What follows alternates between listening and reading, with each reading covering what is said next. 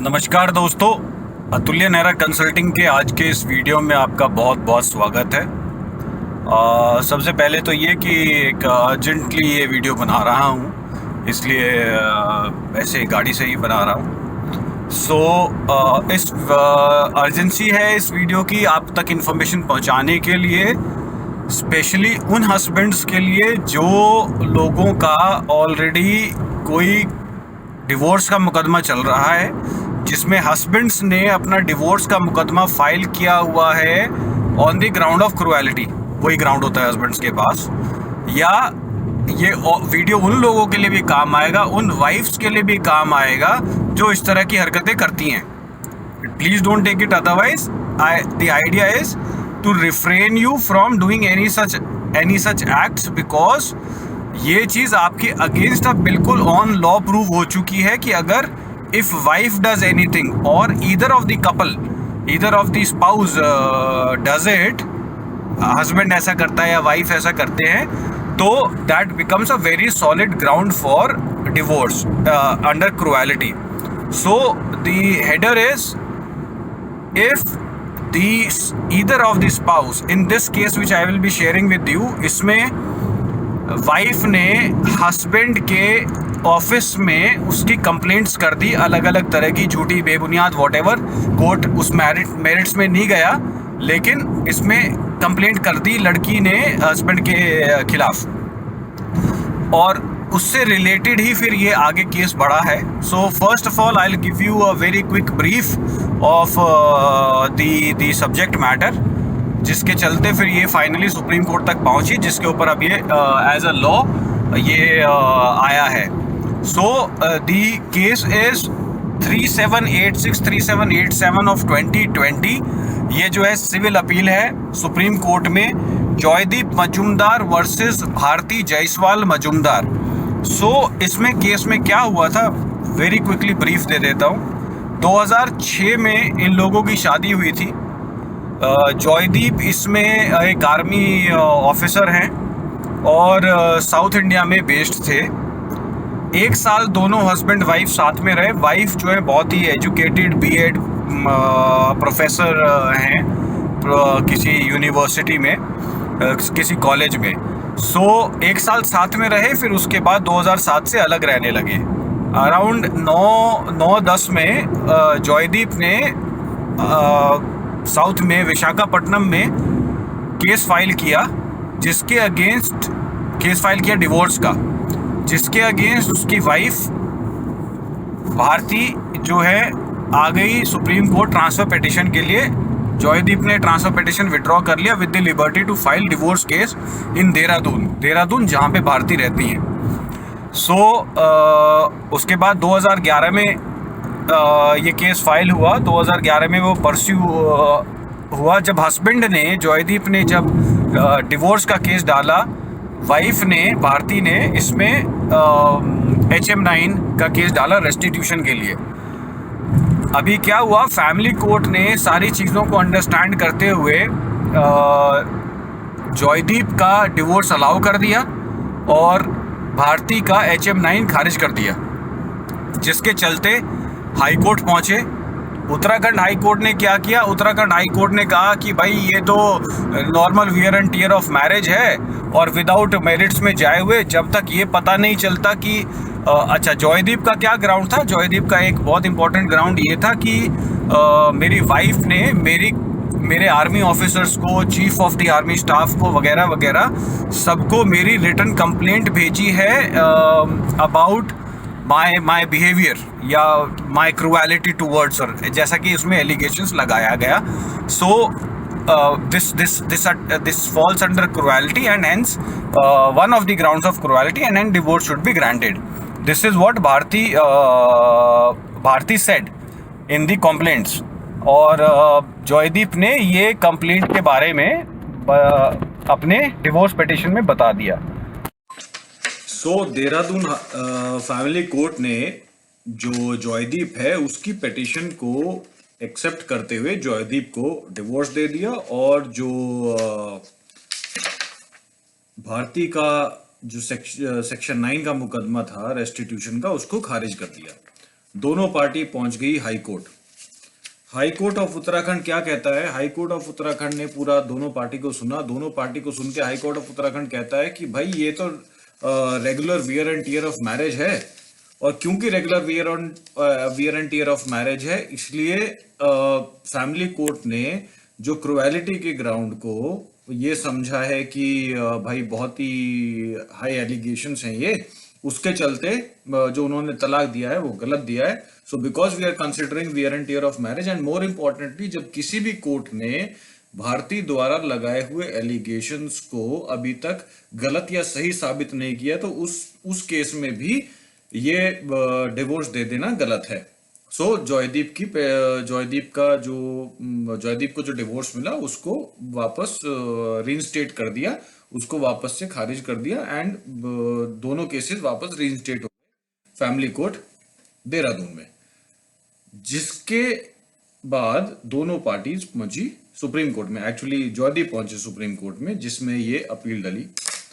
इस अपील को पढ़कर जो सर्वोच्च न्यायालय है, सुप्रीम कोर्ट ने 2-3 चीजें नोटिस की, जो कि जिसमें सबसे पहले, क्योंकि एक ऑर्डर हाई कोर्ट के ऑर्डर को चैलेंज किया गया है, उसमें सबसे पहले तो ये देखा गया कि भाई क्या जो जॉयदीप ने रीजंस दिए हैं वो मेंटल क्रुएलिटी के अंदर आते हैं कि नहीं आते हैं। सो इसमें पैरा नंबर 10 में डिटेल किया है सुप्रीम कोर्ट ने कि वो क्रुएलिटी में क्यों आते हैं। सबसे पहले तो ये कि जो हर आदमी का अपना एक लिमिट होता है, सो उसका किसी क्रुएलिटी को सहन करने का कितना लिमिट है, उसके पैरामीटर्स के लिए सुप्रीम कोर्ट ने कहा कि समर घोष और जया घोष करके जजमेंट है, उसमें ऑलरेडी एस्टेब्लिश कर चुके हैं कि मेंटल क्रुएलिटी कैसे कैसे किसमें किसको कहा जाता है। तो उसमें समर घोष जया घोष में मेंटल क्रुएलिटी का डेफिनेशन दिया हुआ है। सो क्योंकि यहां पर क्या हुआ है, यहां पर जो वाइफ ने इसके ऊपर आरोप लगाए हैं, उन आरोपों के चलते इतना ज्यादा मेंटल क्रुएलिटी हुआ कि अब पॉसिबल ही नहीं है हस्बैंड का उसके साथ वापस रहना, कि चलो मैं सब माफ कर देता हूं और मैं तुम्हारे साथ रहूंगा। तो वो पॉसिबल ही नहीं है चूंकि रहना, इसलिए वो मेंटल क्रुएलिटी में आएगा। एंड जिसके ऊपर मेंटल क्रुएलिटी की गई है वो ऐसा नहीं है कि वो आज आपको उठा के माफ कर दे। सो क्योंकि ऐसी परिस्थिति है तो वो मेंटल क्रुएलिटी में आएगा। सो जब सुप्रीम कोर्ट ने मेरिट्स देखे, जो डॉक्यूमेंटेशन पूरा का पूरा देखा, तो ये पाया कि जो इसमें रिस्पोंडेंट है, जो ये भारती जायसवाल है, भारती जायसवाल ने अपने हस्बैंड जॉयदीप पर इतने सारे आरोप लगाए हैं, और ऐसी शायद ही कोई फोरम उसने छोड़ी हो जहां पर वो नहीं गई, चाहे वो स्टेट कमीशन फॉर वुमेन हो, चाहे कोई और आपका फोरम हो। हर फोरम में उसने जाके कंप्लेंट किया है जॉयदीप के खिलाफ। And more importantly chief of army staff को, आर्मी के अलग अलग ऑफिसर्स को उन्होंने जो है कंप्लेंट भेज दिया। जब इस पर पूछा गया भारती के लॉयर से कि भाई ये जो सिचुएशन है ये क्यों आई, उस पर वो क्या कहते हैं, भारती के लॉयर कहते हैं कि जी हमने तो कंप्लेंट इसलिए की जिससे कि हमारी शादी बच सके। इस पर सुप्रीम कोर्ट का ये कहना है कि भाई ये ऐसा कुछ नहीं होता, ये आलतू फालतू की बातें मत करो, कि आपने अपनी शादी को बचाने के लिए अपने हस्बैंड की इतने आरोप प्रत्यारोप कर दिए हस्बैंड के ऊपर कि उसका करियर इफेक्ट हो गया। Then the Supreme Court says that here we are not dealing with people who are uneducated.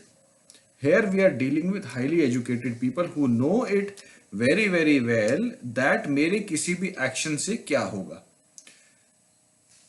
जो लड़की है इस केस में, वो भारती अच्छे से जानती थी कि अगर मैं ये कंप्लेंट करूंगी इससे 100% जॉयदीप के करियर पे फर्क पड़ेगा ही पड़ेगा।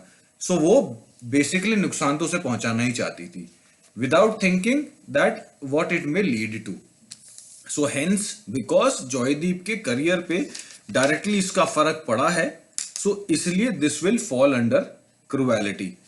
हेंस माननीय सर्वोच्च न्यायालय ने इसमें बिल्कुल स्पष्ट स्पष्ट कह दिया कि बिकॉज जो अपेलेंट है has suffered adverse consequences in life and career on account of allegations made by the respondent, the legal consequences must follow and those cannot be prevented only because no court has determined the allegations of the wife. जो high court ने कहा था कि भाई देखो अभी तक जो इसने आरोप लगाए हैं वो किसी ने सत्यापित तो किए नहीं है, ना तो उन्हें सच्चा किया ना उन्हें झूठा किया, तो क्योंकि सच्चा झूठा नहीं है तो wear and tear of marriage हम इसको मानेंगे और वो करेंगे। तो सुप्रीम कोर्ट का कहना है नहीं, ऐसा नहीं है कि अगर जो है वो सत्यापित हुए नहीं हुए। पॉइंट इज लीगल कॉन्सिक्वेंसेस तो उसके सामने आ गए, उसी उन आरोपों की वजह से उसके करियर पे फर्क पड़ गया।